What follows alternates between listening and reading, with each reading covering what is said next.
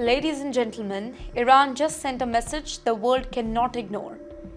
Well, at the Tehran Aerospace Exhibition, Supreme Leader Ayatollah Khamenei, he put on a show of military power that left their rivals watching closely.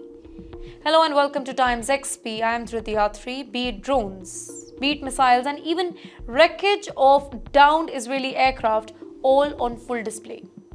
Here's the message: Iran is armed, Iran is ready, Iran is unafraid.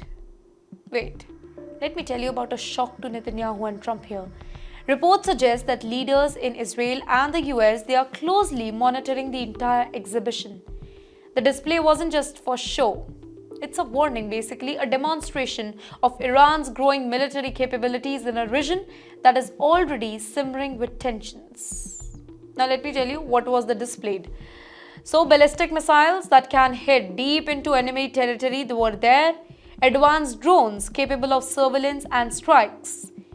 Third, Israeli aircraft wreckage highlighting past confrontations in the skies. Basically, here every piece sent a clear message. Iran is powerful, Iran is prepared. Now let's look at a bigger picture here. This exhibition, it comes at a time of rising regional tensions. Iran's military show of power is as much about deterrence as it is about psychological messaging. Now, by displaying captured Israeli equipments, Iran is emphasizing past victories while signaling to the rest of the world. Any aggression will be met with strength. This matters a lot.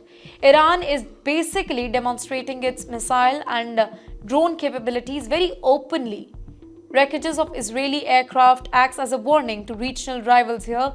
The display highlights Iran's strategic confidence amid the growing tensions in the Middle East. So in the end, this is more about an exhibition.